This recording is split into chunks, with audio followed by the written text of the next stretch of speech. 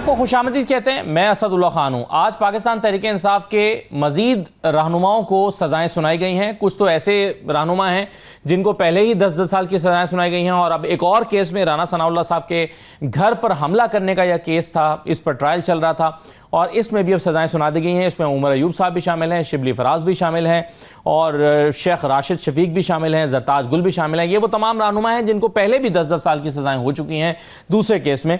कमल शोजब भी इसमें शामिल हैं और इसके अलावा 2 मजीद MPAs हैं जो अब अपनी सीट से हाथ धो बैठेंगे, यानी कौमी असम्बली के अरकान, सेनेटर्स और सूबाई असम्बली के अरकान इन फैसलों की जद में आ रहे हैं और मजीद सीटें खाली होने जा रही हैं। पाकिस्तान तहरीक इंसाफ अभी भी जो है वो जाहिर है पंजाब के हवाले से उन्होंने फैसला किया है कि ज़िमनी इलेक्शन लड़ना चाहिए और खान साहब को जाकर वो प्रपोज करने जा रहे हैं, इमरान खान को, और वो जाकर कहेंगे कि हमें बॉयकॉट नहीं करना चाहिए, खाली मैदान नहीं छोड़ना चाहिए। 2 हलकों में तो उन्होंने अपने उम्मीदवारों का ऐलान भी कर दिया है कि इमरान खान साहब की इजाज़त से वो इन 2 जगहों पर ये बाई इलेक्शन लड़ेंगे और कौन से उम्मीदवार हैं। और उसके अलावा बाकी जगहों पर गौर व ख़ौज़ जारी है कि पाकिस्तान तहरीक इंसाफ किन उम्मीदवारों को सुन्नी इत्तेहाद काउंसिल के प्लेटफॉर्म से मैदान में उतारेगी। तो ज़िमनी इलेक्शन अब होंगे जाहिर है इन सीटों पर, और दूसरी तरफ PMLN और पीपल्स पार्टी ने भी इन ज़िमनी इलेक्शंस को मिलकर लड़ने का फैसला किया है और एक अलायंस बनाकर वो मैदान में उतरेंगे। सलमान राजा साहब जो हैं आज काफ़ी उनकी ट्वीट्स को तशवीश की निगाह से देखा जा रहा है, जो कि पाकिस्तान तहरीक इंसाफ के सेक्रेटरी जनरल हैं।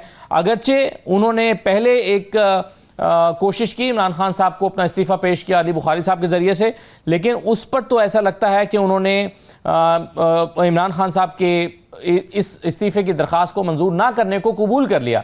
लेकिन बाद में वो कहते हैं कि कुछ ऐसा हुआ है कि जिसके बाद में अब ये ओहदा नहीं रख सकता। तो PTI के अंदर क्या चल रहा है, इन चीज़ों पर गुफ्तगू करते हैं। एक डिबेट और भी हो रही है और वो ये कि क्या इमरान खान साहब जो फैसले जेल से करके बाहर भेज रहे हैं उसको पार्टी रेजिस्ट कर रही है या उस पर अपनी सेकंड ओपिनियन रखती है। मसलन 2 चीज़ें हुई। एक अपोजिशन लीडर का मामला, महमूद अचकज़ई साहब का, उन्होंने कहा कि आप नाम इस अपोजिशन लीडर के लिए दें, लेकिन पार्टी ने इस पर मुख्तलिफ राय का इजहार किया और दोबारा इमरान खान साहब के गोशगुजार करने का फैसला किया। और दूसरा मामला ज़िमनी इंतखाबात में हिस्सा लेने का था। तो क्या पार्टी जो है इमरान खान के फैसलों को दुरुस्त नहीं मान रही है, और क्या पार्टी के अंदर ये डिस्कशन भी हुई है कि जेल के अंदर होते हुए फैसलों का इख्तियार इमरान खान के पास नहीं बल्कि पॉलिटिकल कमेटी के पास होना चाहिए? क्या इस पर भी बात हो रही है? इन तमाम चीज़ों पे हम गुफ्तगू करते हैं। मेरे साथ आज के प्रोग्राम में सनाउल्लाह मस्ती खैल साहब मौजूद हैं, पाकिस्तान तहरीक इंसाफ के रहनुमा हैं, कौमी असम्बली के मेंबर हैं। बहुत शुक्रिया मस्ती खैल साहब, आपको खुशामदीद कहते हैं। मज़हर अब्बास साहब हमारे साथ मौजूद हैं, सीनियर तज्ज़ियाकार हैं, और बैरिस्टर दानियाल चौधरी साहब हमें ज्वाइन करेंगे, PMLN के रहनुमा।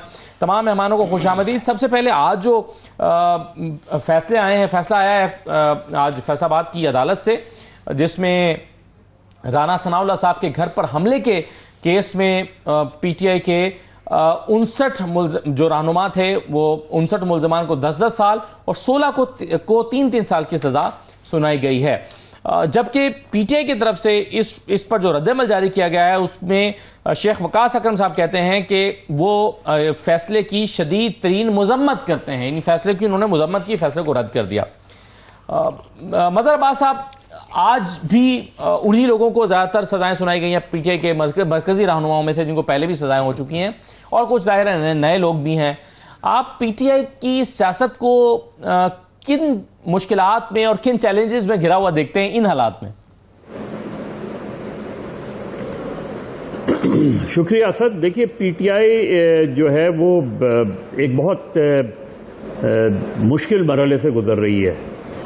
ये इस तरह के मराहिल जो है वो सियासी जमातों के रहे हैं, माजी में भी रहे हैं, लेकिन ये कि ये बहुत बड़ा इम्तिहान भी होता है। मकबूलियत के लिहाज से इन सज़ाओं का मुझे लगता नहीं कि PTI के वोट बैंक पे कोई असर पड़ेगा। यानी ऐसा नहीं कि लोग, चूँकि हमारे यहाँ एक जो अदालती निज़ाम है उसके बाद कम ही होता है कि लोग अदालतों के फ़ैसलों को जो है एक इस निगाह से देखें कि भाई ठीक है, एक अदालत ने फ़ैसला दे दिया तो शायद दुरुस्ती होगा। ऐसा नहीं है। और फिर ज़ाहिर है इस किस्म के ट्रायल पर तो वैसे ही बहुत सवालिया निशान हैं उस पर। इन चीज़ों से जो माजी में रहा है कि इस तरह की सज़ाओं से माजी में सियासी जमात को फ़ायदा ही होता देखा है हमने, नुकसान होता नहीं देखा। दूसरी साइड पे जो PTI के अंदर जो प्रॉब्लम्स है वो ऐसा लगता है कि एक हुजूम है जो जो इमरान खान के साथ है, लेकिन उस पूरे हुजूम में तहरीक इंसाफ कहीं खो गई है। यानी वो पार्टी जो है वो तितर बितर हो गई है, कुछ लोग इधर चले गए हैं, कुछ लोग उधर चले गए हैं, कुछ लोग खामोश हो गए हैं, और जो उनके डेडिकेटेड लोग हैं वो या तो अंडरग्राउंड हैं या जेलों में हैं, और या ये कि वो उनके लिए बड़ी मुश्किल सिचुएशन हो गई है। तो ये एक नॉर्मल पॉलिटिकल डिस्कोर्स नहीं है, और इसमें तहरीक इंसाफ के लिए सबसे बड़ा इम्तिहान यही है कि क्योंकि एक कोई मुनज़्ज़म जॉइंट तहरीक अब तक नहीं चल पा रही है। तहरीक इंसाफ एक एहतजाज की कॉल देती है, उसके बारे में भी मेरा ख्याल है कि जो एहतजाज के फ़ैसले हुए थे ख़ास तौर पे पंजाब में, जो मैंने सुना है, उसके बिल्कुल बरक्स हुआ।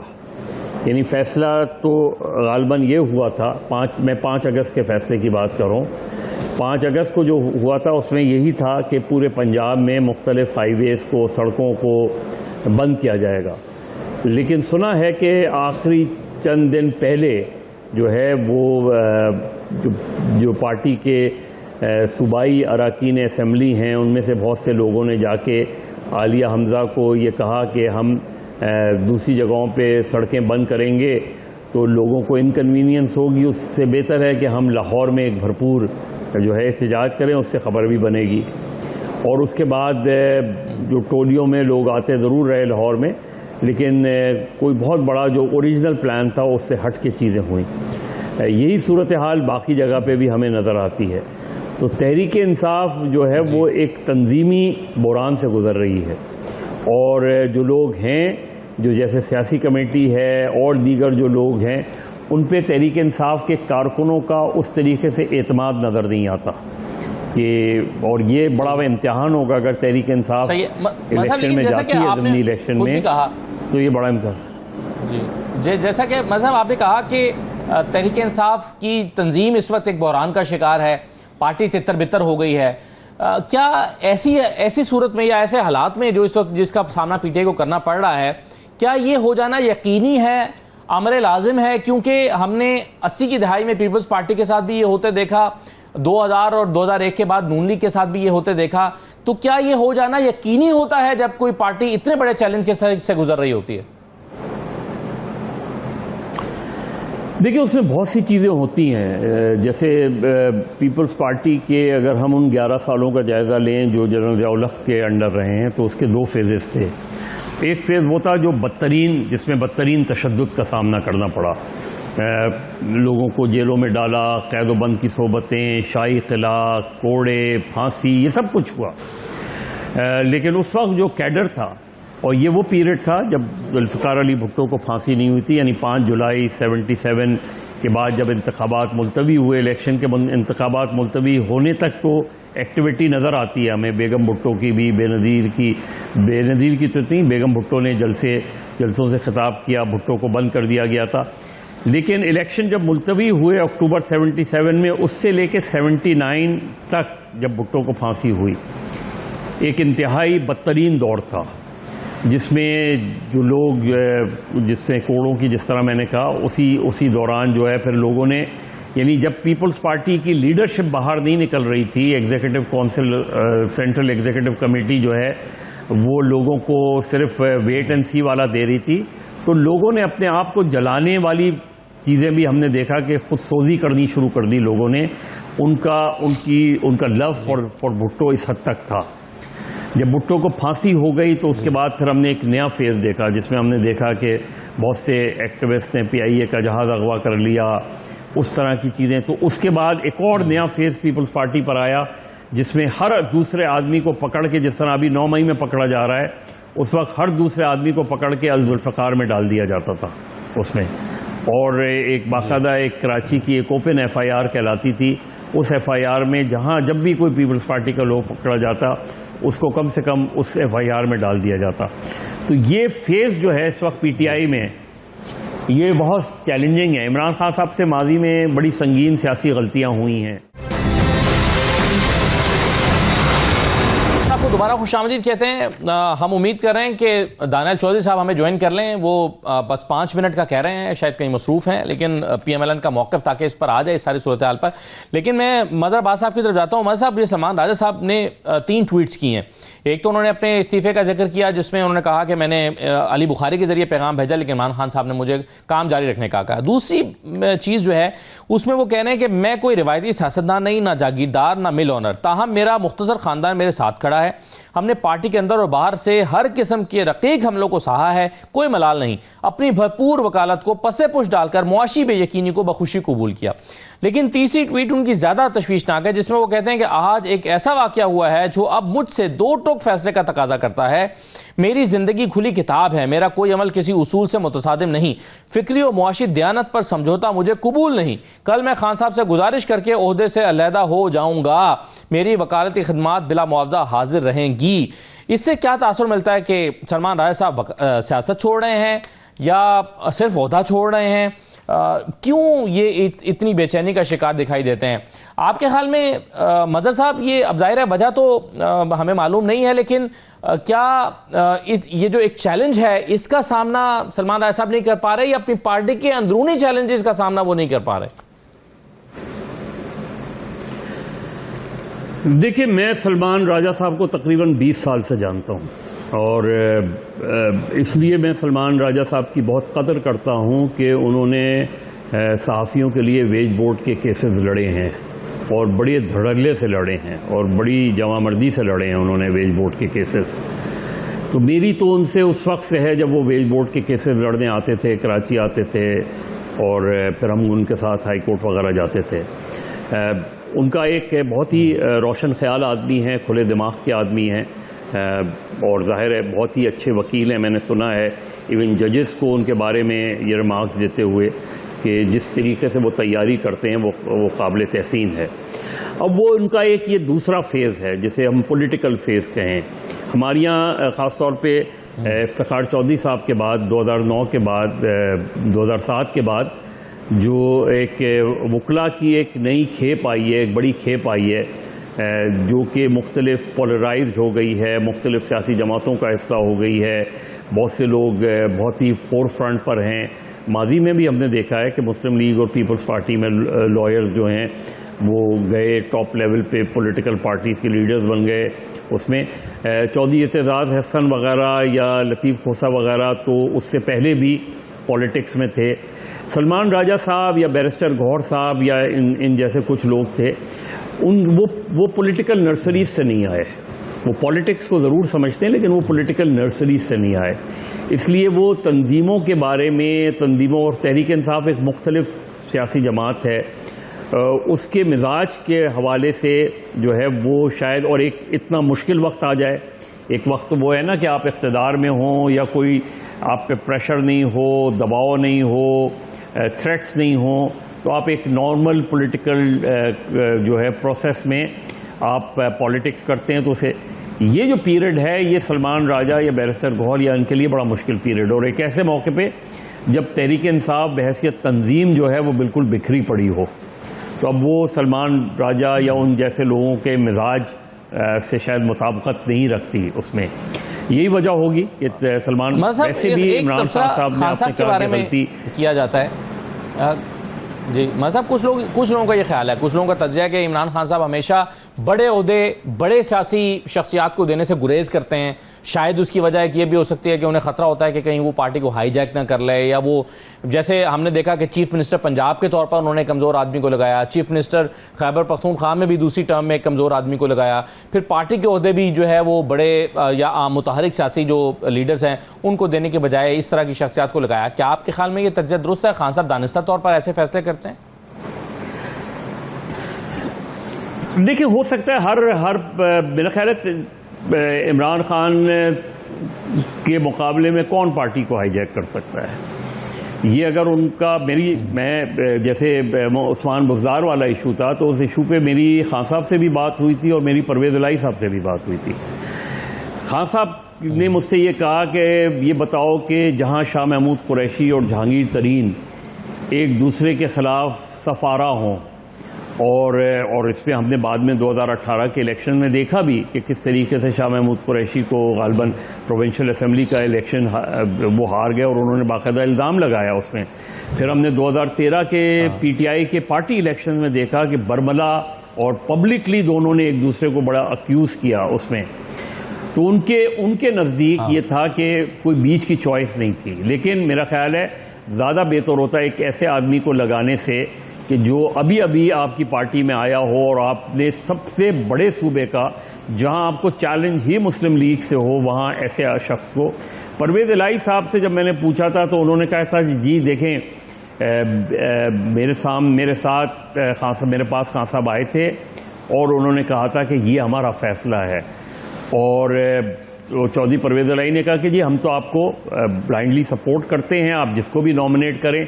मेरा ख्याल है वहाँ सबसे बड़ी खान साहब से जो गलती हुई वो ये कि अगर वो चौधरी परवेज़ इलाही को चीफ मिनिस्टर बनाते पंजाब का तो उसके दो फायदे होते उनके। एक तो चौधरी परवेज़ इलाही का एक पस मंज़र जो एज ए चीफ मिनिस्टर रहा है उसकी लोग इवन उसके मुखालफिन भी उसको कदर की निगाह से देखते हैं। दूसरे वो मुस्लिम लीग नून को बहुत हद तक और इन सबसे ज़्यादा समझते हैं, लेकिन खान साहब ने उनको नहीं बनाया, बल्कि 6 डिस्ट्रिक्ट जो है वो चौधरी परवेज़ इलाही के अंडर दे दिए, लेकिन उस्मान बुज़दार को चीफ मिनिस्टर बना। बिल्कुल इसी तरह परवेज़ खटक के बारे में भी कि परवेज़ खटक खैबर पख्तूनख्वा में एक शख्स आपको जो है सिंपल मेजॉरिटी से 2/3 अक्सरियत जितवा दे, उसमें वो ठीक है खास ज़ाहिर खान साहब का ही सारा करिश्मा है, लेकिन as an administrator as a chief minister आपने उसको हटा के महमूद खान को ले आए आप उसको। तो ये जो खान साहब के सियासी फैसले हैं, जिस तरह मैंने कहा कि खैबर पख्तूनख्वा की असम्बली और पंजाब असम्बली को तोड़ना, मेरे नज़दीक खान साहब की सियासत का सबसे गलत फैसला था। क्योंकि ऐसा आप कहाँ करते हैं कि आप अपनी 60% पॉपुलेशन जो आपके साथ है, आप एक मुश्किल दौर से गुजरे हैं, पाकिस्तान का सबसे बड़ा सूबा आपके पास है, खैबर पख्तूनख्वा आपके पास है, आपने उठा के दोनों असम्बलियाँ ही तोड़ दी, अपनी हुकूमतें ही ख़त्म कर दी। तो ये बहुत से फैसले उसमें, जैसे मैंने कहा कि उस्मान बुज़दार में उनका एक रैशनल होगा वो, लेकिन उससे बेहतर था कि आप किसी दूसरे को ऐसे को बना देते जो पीटीआई का पुराना पंजाब का है, या फॉर दैट मैटर अगर चौधरी परवेज़ इलाही आपको इतनी कम्प्लीटली चौधरीज जो है सपोर्ट कर रहे हैं तो उनमें से किसी को बना देते। लेकिन ये होता है पॉलिटिक्स में, बड़े गलत फैसले आप करते हैं। भुट्टो साहब जैसे दौर में भुट्टो साहब ने बहुत से गलत फैसले किए। हर दौर में हर आदमी सियासी जो इस वहाँ पे पहुँचता है वो इस तरह के फैसले कर जाता है।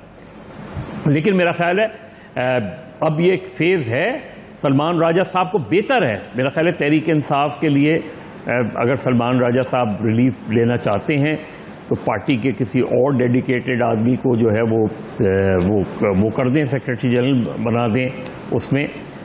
उनकी क्या वजूहात हैं, क्योंकि बहुत जिस तरह आपने कहा कि उनके ट्वीट से नज़र आता है कि बहुत कोई ऐसी बात हुई है जिसने सलमान राजा को काफ़ी हर्ट किया है। मुझे पता नहीं, मेरी बात और फिर इस दौरान में भी, जिस दौरान में सलमान राजा साहब जिम्मेदारी पर फाइज रहे हैं और अभी भी हैं माज़ा साहब, तो मगर उसमें भी हमने देखा कि बड़ी कंट्रोवर्सी से भरपूर उनका दौर रहा है। कभी वो बैरिस्टर गौहर के साथ प्रेस कॉन्फ्रेंस के दौरान भिड़ गए और कभी आलिया हमजा पर उन्होंने जो है वो लफ्ज़ी गोलाबारी की, ये सब कैमरों के सामने हुआ। तो ये मगर मैं मसीह खैल साहब, आपके ख्याल में किस उलझन का शिकार हैं सलमान राजा साहब? नहीं, सलमान राजा साहब बहुत डिसेंट, नीट और क्लीन आदमी है और उसकी बड़ी कुर्बानियाँ रूल ऑफ लॉ के लिए, जमहूरियत के लिए और ह्यूमन राइट्स के लिए, जैसे मदर साहब ने पूरा एक जो है वो आपके सामने स्केच पेश किया है। तो मैं समझता हूँ कि ये जब हमारी लीडरशिप सारी को उन्होंने जनाब बैन कर दिया, लोगों को छुड़वा दिया पार्टी मार के, तो खान साहब ने एज ए ट्रांजिशनल पीरियड जो है वकला को सामने लाया कि वकला जो हैं वो जाएंगे, उनके खिलाफ फस्तैयत हो कि जुल्म होगा, तो वो काले कोट वाले हैं, काली टाई वाले हैं, तो वो उसको अपने मुकदमे बेहतर लड़ लेंगे जी, तो उस डिफेंस अच्छा डिफेंस कर लेंगे। मुझे जो आप लेटेस्ट आप जिक्र कर रहे हैं, मैं पॉलिटिकल कमेटी का मेंबर हूँ, मैं आज बिजी था, मेरी स्टैंडिंग कमेटी की मीटिंग थी तो मैं उसमें बिजी था और मेरी कोई फैमिली इंगेजमेंट्स थी। मैंने अभी अपने पॉलिटिकल कमेटी में देखा कि इस किस्म का कोई मेरे ख्याल में कोई इशू राजा साहब का नहीं हुआ। हाँ, ये अलबत्ता जो पिछले लास्ट ट्यूसडे को अली बुखारी साहब गए थे, तो अली बुखारी साहब को उन्होंने कहा था कि मैं चाहता हूं कि मैं पार्टी की जो है बेहतर अंदाज में कि टीम बुक उसमें मैं तवज्जो दूं, ये जो लीगल इश्यूज पे। तो खान साहब ने कहा नहीं, लेकिन ऐसा लगता है कि तब वजूहात कुछ और थी, आज वजह कुछ और है, क्योंकि आज वो बड़े परेशान और अपसेट लग रहे हैं सारे। मुझे इस चीज़ का कोई इल्म नहीं है सर, बाई गार्ड ध्यानदारी से कह रहा हूँ। अच्छा, आपके ख्याल में कैसा फैसला था इमरान खान साहब का, वुकला को आगे लाने का, सियासतदानों को ज़रा पीछे रखने का? जाहिर है उनका नुक्ता नज़र ये था कि वुकला बेहतर तरीके से डिफेंस कर सकते हैं, जैसे आपने खुद भी फरमाया, लेकिन उससे आप नहीं समझते कि सियासी तजर्बा ना होने का भी एक नुकसान हुआ है पार्टी को? देखें जी, अगर हम पाकिस्तानी पॉलिटिक्स को नॉर्मल अंदाज में बात करें, जैसे भाईजान बात कर रहे थे मज़हर साहब, तो उसको एनालाइज और अंदाज में करेंगे, फिर वो कुछ चीज़ों को आप जो है वो नेगलेक्ट हो जाती हैं, इग्नोर हो जाती हैं, वो चीज़ें उस बुनियाद पे नहीं होती। हम अभी फस्तायत का शिकार हैं, जुल्म जबर का शिकार हैं। अभी तक देखें सुप्रीम कोर्ट का फैसला नहीं माना गया, हमारी स्पेशल सीट का जो लेकिन एक साल पैटर्न दिखाई देता है। जैसे मज़हर साहब बहुत तफसील से उस्मान बुज़दार साहब की बात कर रहे थे, उस वक्त फिस्तायत का शिकार नहीं थे, बल्कि आप जो है वो मनोसलवा उतर रहा था आपके आसमानों से, फिर भी उस्मान बुज़दार का फैसला किया गया था। तो इससे तो ऐसा लगता है कि ये इमरान खान साहब का बिहेवियर। मज़हर साहब की बात को मैं आगे बढ़ाऊंगा। जुल्फ़िकार अली भुट्टो शहीद ने जो इतनी बड़ी बड़ी लीडरशिप को हटा के मुस्तफ़ा खर को हटाया चीफ मिनिस्ट्री से, फिर उसने हनीफ रामे को लगा दिया। फिर अगर मियाँ नवाज शरीफ की आप बात करें तो मियाँ नवाज शरीफ जो चौधरी फिरोज़ साहब वहाँ के स्पीकर थे, उनसे कमिटमेंट थी कि 1997 के इलेक्शन में हम उनको चीफ मिनिस्टर बनाएंगे। 90 के इलेक्शन में उन्होंने उसको इग्नोर करके हैदर माही को बना दिया। फिर हमारी पार्टी में बदकिस्मती से ये हुआ कि हमारे 4 कैंडिडेट्स थे चीफ मिनिस्टर की। चौधरी हमारे जो गवर्नर साहब थे, चौधरी क्या नाम था जी, सरवर साहब, उन्होंने इलेक्शन कंटेस्ट नहीं किया। मैंने उनसे सवाल किया था कि आपने चौधरी साहब ये क्या किया, क्यों नहीं कंटेस्ट किया? उन्होंने कहा यार मुझे कहा गया कि आप इलेक्शन कंटेस्ट ना करें।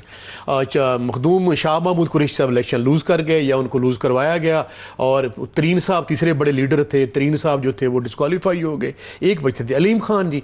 अलीम खान के बारे में आप बेहतर समझते हैं, खान साहब ने नहीं बनाया, फिर भी कुछ पॉलिटिकल फिगर तो हो ही सकती थी। मतलब आप उस्मान बुज़दार तो फिर आप बिल्कुल ये तारीख असद खान तारीख फैसला करेगी। तारीख ने फैसला कर दिया, तारीख ने फैसला किया है, तारीख ने ये बताया है। अगर आप देखें जी कि अगर खान साहब की ये चॉइस उस मुख्तलिफ अंदाज में आप बात कर सकती हैं जी, तो अगर जो इलेक्शन अभी हुआ है जी, तो हम अंडर 16 से खेले हैं तो हमने स्वीप किया है जी। बिल्कुल सही है। दानियल चौधरी साहब हमारे साथ मौजूद हैं। दानियल साहब ने ज्वाइन कर लिया, बहुत शुक्रिया दानियल साहब। एक तो ये बता दीजिए कि आज जो सजाएं फैसलाबाद से हुई हैं पीटीआई के रहनुमाओं को, उस पर रद्द-ए-अमल पीटीआई ने ये दिया है कि ये हमारे कारकुनों को निशाना बनाने, पार्टी को कमज़ोर करने, और इसके अलावा वो ये कह रहे हैं कि ये अपनी स्ट्रेंथ को बेहतर करने के लिए, ये जो है नून लीग की स्ट्रेंथ को बेहतर करने के लिए इस तरह के फैसले आ रहे हैं। तो क्या ये पॉलिटिकली मोटिवेटेड केसेस हैं, या चलिए केसेस अगर पॉलिटिकली मोटिवेटेड नहीं है तो इन फैसलों की बेनिफिशरी जो है वो पीएमएलएन है ज़मीनी इंतखाबात में? ये उस सोच के खिलाफ हो रहे हैं जो पाकिस्तान को अलग करने की बात करती है, पाकिस्तान को तोड़ने की बात करती है। और दुनिया में कहीं ऐसा नहीं होता कि आपका मुल्क में कोई एक मॉब उठ के, एक जत्था उठ के आपके पार्लियामान को हॉस्टेज बना ले, एक जत्था उठ के आपके नेशनल टेलीविजन को जत्था बना ले। आपका ऐसा कहीं भी नहीं होता कि आपका मुल्क जो है वो मसलों और मसाइल में घिरा हो और आपके सूबों को तोड़ने की बात हो। देखिए, there are Pakistan has suffered a lot, it has bled a lot. अब दो बयानियां नहीं चल सकते, तफरीक, नफरत, आग लगाने का बयानिया और प्रोग्रेसिव पाकिस्तान का, आगे बढ़ने वाले पाकिस्तान का, इनमें से एक बयानिया चल सकता है। और ये जो सजाएं रोज रोज हर ये जो अब पिछले कुछ दिनों में हुई हैं, ये सजाएं जो हैं उस लाइन को ड्रॉ करती हैं जो कहते हैं तफरीक, नफरत वाला पाकिस्तान, ये तोड़ने वाले पाकिस्तान की जो बात करता है उसकी कोई गुंजाइश नहीं है।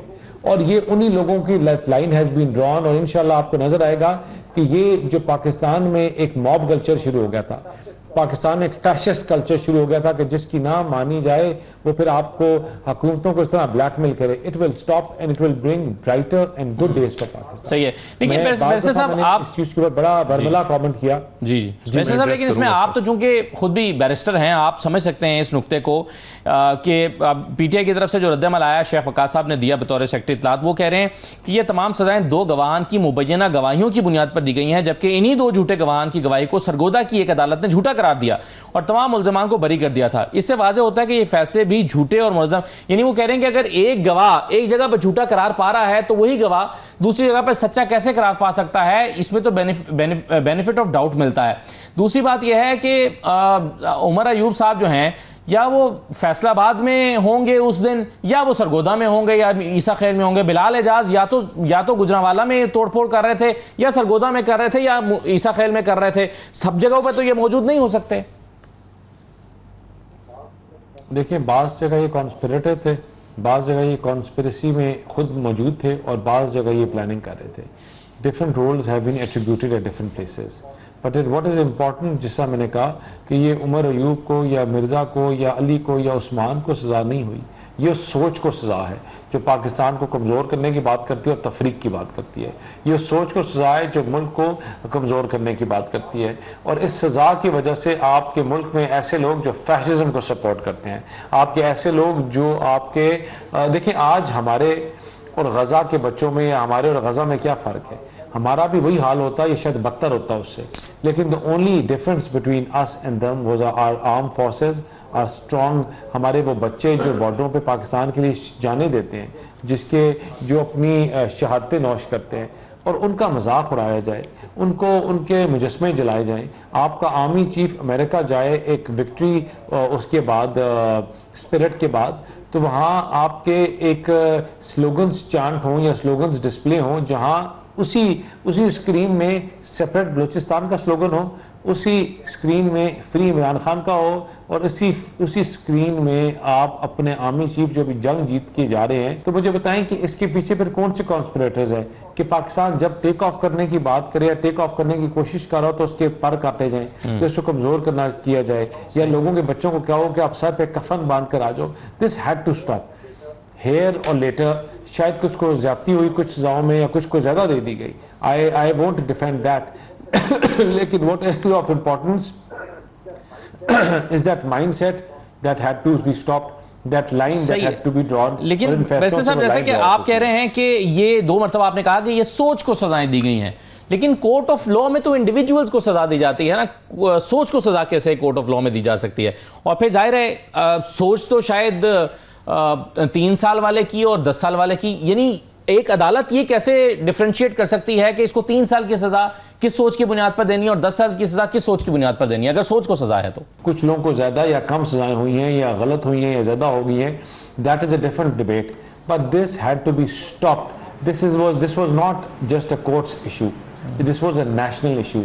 The line had to be drawn कि या पाकिस्तान है तो या फिर आप अपने मुल्क को अपने हाथ से वाइंड अप कर दो, बंद कर दो, या डिफॉल्ट करके अपना बस्ता बंद करके बैठ जाओ।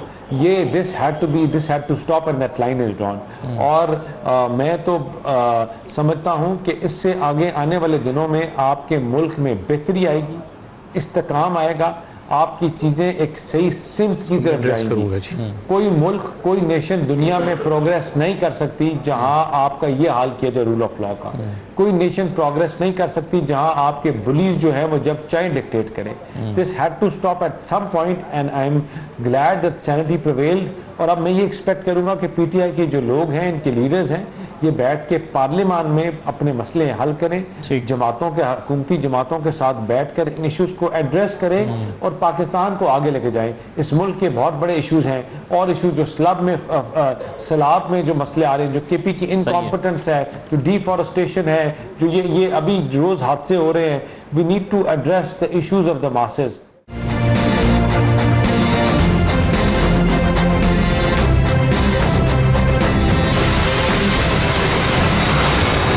आप कह रहे हैं कि पार्लियामान में मसले हल करें, लेकिन रोज तो 2-4 पार्लियामेंटेरियंस जो है वो पीटीआई के झड़ जाते हैं।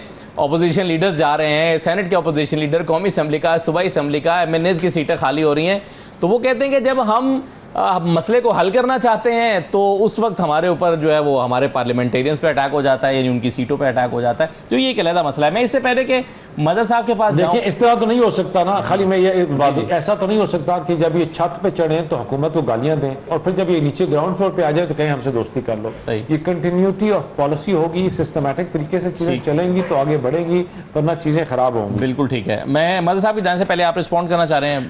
बिल्कुल, मेरे अजीज हैं, मैं बैरिस्टर साहब के ख़ानदान की जमहूरियत के लिए बड़ी कुर्बानी है। और मैं बैरिस्टर साहब को कहना चाहता हूँ कि बैरिस्टर साहब आप ये मेहरबानी फरमाएं, ये फतवे देना और फतवे बांटना बंद कर दें। आपका बड़ा अभी फ्यूचर पड़ा है। तमाम पाकिस्तानी लोग हैं, हमारी जो जंग है रूल ऑफ लॉ की जंग है, हम जो है आईन पाकिस्तान की जंग लड़ रहे हैं और सिविल लिबर्टीज़ की जंग लड़ रहे हैं। हम चाहते हैं कि मुल्क को आईन पाकिस्तान के तहत चलाया जाए, जो हमने आईन का ओथ लिया उसके मुताबिक चलाया जाए।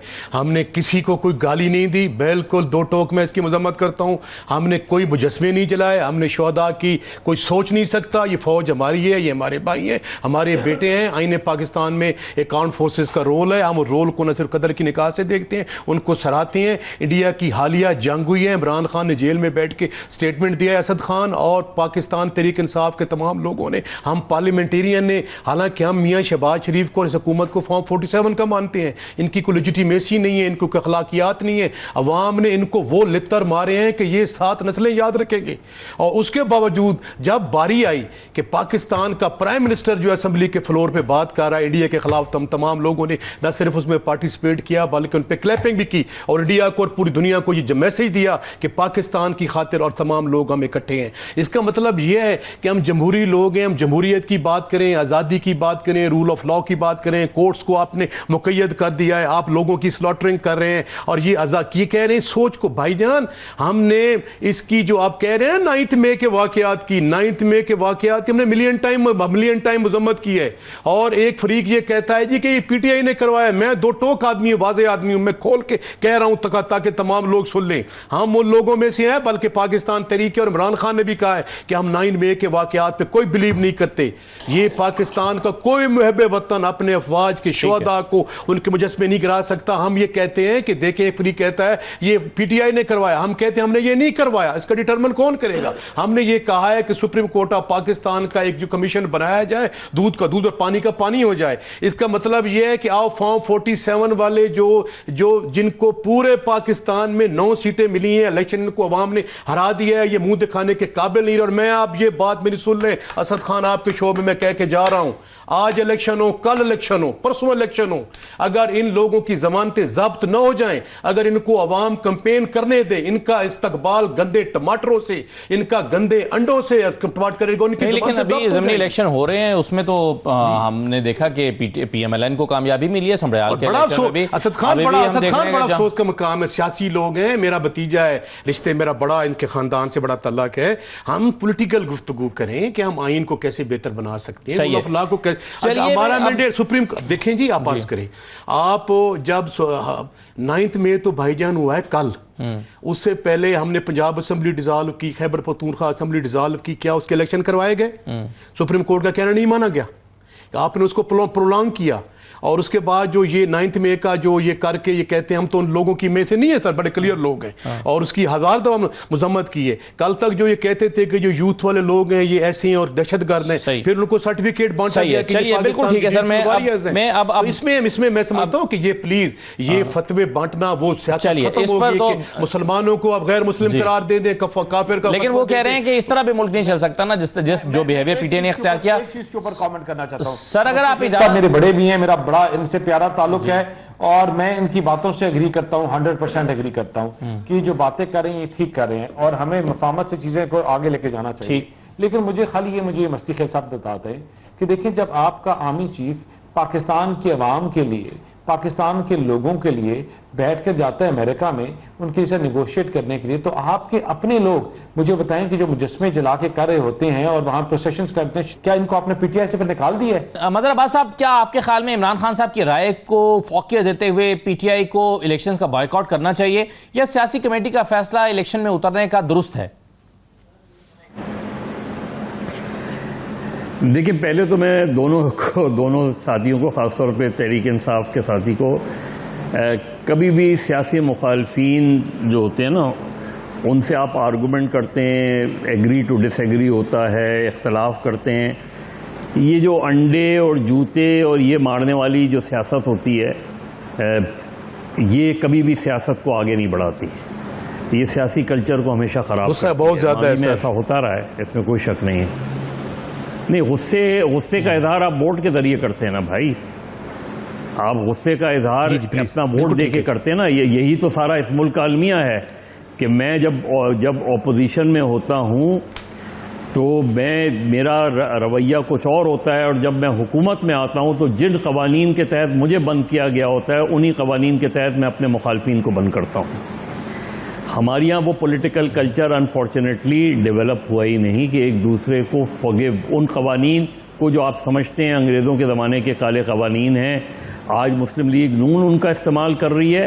यही एंटी टेररिज्म एक्ट था जिसने नवाज शरीफ का ट्रायल किया था, लेकिन मुस्लिम लीग नून ने जो है जब बरसर इख्तिदार आई तो इस कानून को ख़त्म नहीं किया, और यही पैका ले लें आप। 2016 में नून लाई जी, 2021 में तहरीक इंसाफ ने इसको ख़त्म करने के बजाय और ज़्यादा मजबूत किया। आज की जो मुस्लिम लीग की हुकूमत है वो इसको मीडिया का गला दबाने के लिए इस्तेमाल कर रही है।